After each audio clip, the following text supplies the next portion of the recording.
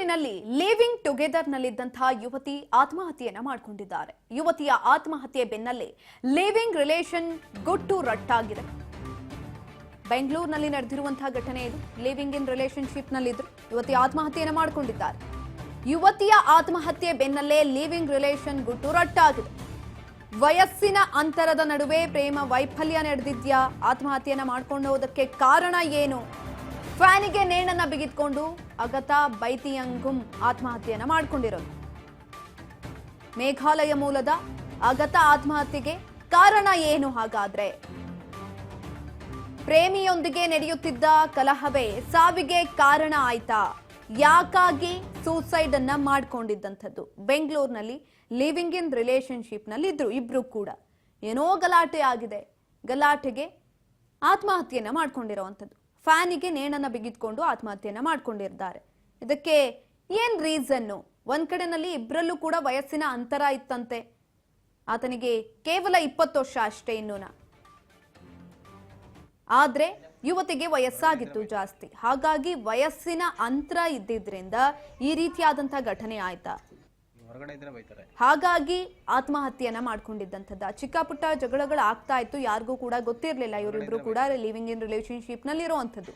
ಯಾವಾಗ ಯುವತಿ ಆತ್ಮಹತ್ಯೆಯನ್ನ ಮಾಡ್ಕೊಳ್ತಾರೋ ಅದಾದ ನಂತರ ಲಿವಿಂಗ್ ಇನ್ ರಿಲೇಶನ್ಶಿಪ್ ನಲ್ಲಿದ್ದಂತಹ ಗುಟ್ಟು ರಟ್ಟಾಗಿದೆ. ಬೆಂಗಳೂರಿನಲ್ಲಿ ನಡೆದಿರುವಂತಹ ಘಟನೆ ಇದು. ಕೊಡಿಗೆಹಳ್ಳಿಯಲ್ಲಿ ಕೆಎಸ್ಯು ಸದಸ್ಯೆಯ ನಿಗೂಢ ಸಾವು. ಕೊಡಿಗೆಹಳ್ಳಿಯಲ್ಲಿ 16 ವರ್ಷ ಹಿರಿಯ ಪ್ರೇಯಸಿ ಕೊನೆ ಉಸಿರೆಳೆದಿದ್ದಾರೆ. ಸಂಜೀವಿನಿ ನಗರದಲ್ಲಿ ಕೆಎಸ್ಯು ಘಟಕದ ಸದಸ್ಯ ಆತ್ಮಹತ್ಯೆಯನ್ನು ಮಾಡಿಕೊಂಡಿರುವಂಥದ್ದು. ಮಣಿಪುರ ಯುವಕನ ಜೊತೆ ವಾಸವಿದ್ದ ಮೇಘಾಲಯ ಯುವತಿ. ಕೊಡಿಗೆಹಳ್ಳಿಯಲ್ಲಿ ಪ್ರೇಮಿಗಳ ನಡುವಿನ ಜಗಳ ಬಯಲಾಗಿದೆ. 16 ವರ್ಷ ದೊಡ್ಡವಳಾಗಿದ್ದಂತಹ ಪ್ರೇಯಸಿಯಿಂದ ನಿರಂತರವಾದಂತಹ ಟಾರ್ಚರ್ ಅನ್ನ ಅನುಭವಿಸ್ತಾ ಇದ್ರು.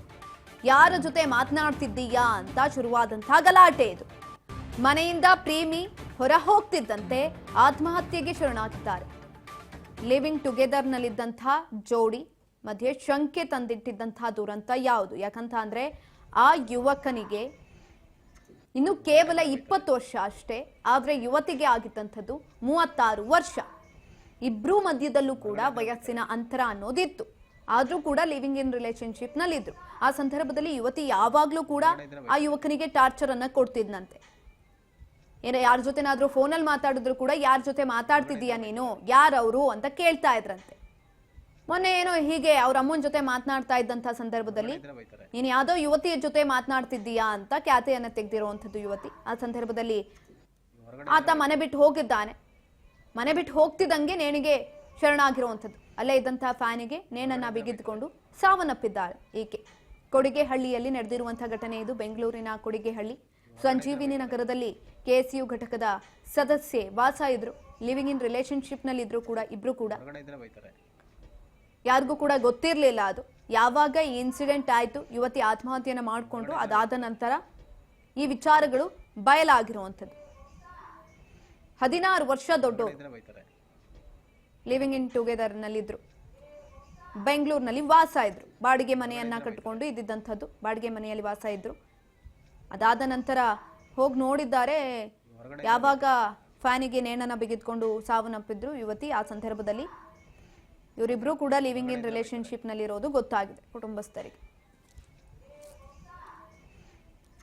ವಯಸ್ಸಿನ ಅಂತರ ಇದ್ದಿದ್ರಿಂದ ಈ ರೀತಿಯಾಗಿ ಆಯ್ತಾ? ಪ್ರೇಮ ವೈಫಲ್ಯಕ್ಕೆ ಕಾರಣ ವಯಸ್ಸಿನ ಅಂತರನ ಗೊತ್ತಾಗ್ತಾ ಇಲ್ಲ. ಆದ್ರೆ ಇಬ್ರಲ್ಲೂ ಕೂಡ ಮನಸ್ತಾಪ ಅನ್ನೋದು ಬರ್ತಾ ಇತ್ತು. ಅವಾಗವಾಗ ಜಗಳ ಆಗ್ತಾ ಇತ್ತು. ಯುವತಿ ಯಾವಾಗ್ಲೂ ಕೂಡ ಜಗಳ ಮಾಡ್ತಾ ಇದ್ರು ಆ ಯುವಕನ ಜೊತೆನಲ್ಲಿ.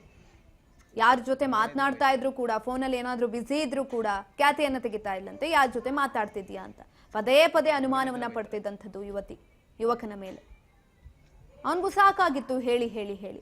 ಹಾಗಾಗಿ ಮೊನ್ನೆ ಅವ್ರ ತಾಯಿ ಜೊತೆ ಮಾತಾಡ್ತಾ ಇದ್ದಂಥ ಸಂದರ್ಭದಲ್ಲಿ ಕೇಳಿದ್ದಾರೆ ಈಕೆ, ಯಾರ ಜೊತೆ ಮಾತಾಡ್ತಿದ್ದೀಯಾ ಅಂತ. ತಾಯಿ ಜೊತೆ ಅಂತ ಹೇಳಿದ್ರು ಕೂಡ ಇಲ್ಲ, ನೀನ್ ಯಾವ್ದೋ ಹುಡುಗಿ ಜೊತೆ ಮಾತಾಡ್ತಿದ್ದೀಯಾ ಅಂತ ಪ್ರಶ್ನೆಯನ್ನ ಕೇಳಿದ್ದಾರೆ.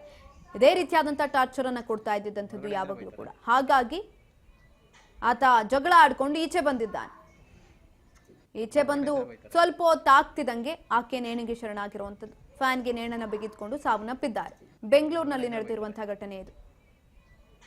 ಇಬ್ರು ಕೂಡ ಲಿವಿಂಗ್ ಟುಗೆದರ್ ನಲ್ಲಿದ್ರು. ಯಾರಿಗೂ ಕೂಡ ಗೊತ್ತಿರಲಿಲ್ಲ ಈ ವಿಚಾರ.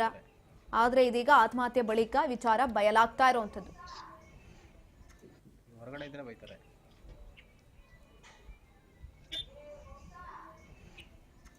ಎಸ್, ಇದರ ಬಗ್ಗೆ ಹೆಚ್ಚಿನ ಮಾಹಿತಿಯನ್ನ ತಿಳ್ಕೊಳ್ತಾ ಹೋಗೋಣ. ನಮ್ಮ ಪ್ರತಿನಿಧಿ ಅಜಯ್ ಗೌಡ ಸಂಪರ್ಕದಲ್ಲಿದ್ದಾರೆ. ಎಸ್ ಅಜಯ್, ಒಂದ್ ಕಡೆನಲ್ಲಿ ಲಿವಿಂಗ್ ಇನ್ ರಿಲೇಶನ್ಶಿಪ್ ನಲ್ಲಿ ಇರುವಂತಹ ಘಟನೆಗಳು ಇತ್ತೀಚೆಗೆ ಜಾಸ್ತಿ ಆಗ್ತಾ ಇದೆ. ಆದ್ರೆ ಈ ಕೇಸ್ ಒಂಥರ ವಿಚಿತ್ರ ಅಂತ ಕಾಣಿಸುತ್ತೆ. ಯಾಕಂತಂದ್ರೆ ಇನ್ನು ಯುವಕನಿಗೆ 20 ವರ್ಷ, ಆಕೆಗೆ ನೋಡಿದ್ರೆ 36 ವರ್ಷ. ಹೇಗೆ, ಏನಾಯ್ತು ಘಟನೆ? ಹೆಚ್ಚಿನ ಮಾಹಿತಿ ಕೊಡೋದಾದ್ರೆ. ಖಂಡಿತ. ಅದರಲ್ಲಿ ಗೋಂಜಾಳಿ ಪೊಲೀಸ್ ಠಾಣಾ ವ್ಯಾಪ್ತಿಯಲ್ಲಿರುವಂತಹ ಸಂಜೀವಿ ನಗರದಲ್ಲಿ ಬಾಡಿಗೆ ಮನೆಯಲ್ಲಿ ಇವರು ಕೂಡ ಯುವತಿ ಇಬ್ರು ಕೂಡ ಲಿವಿಂಗ್ ಟುಗೆದರ್ ಇರ್ತಾರೆ. ಅಂದ್ರೆ ಹಲವು ವರ್ಷಗಳು ಕೂಡ ಇಲ್ಲೇ ವಾಸವನ್ನ ಮಾಡ್ತಾ ಇರ್ತಾರೆ. ಅದ್ರ ಜೊತೆಗೆ ಇಬ್ರಿಗೂ ಕೂಡ ಸಾಕಷ್ಟು ವಯಸ್ಸಿನ ಅಂತರ ಕೂಡ ಇರುತ್ತೆ.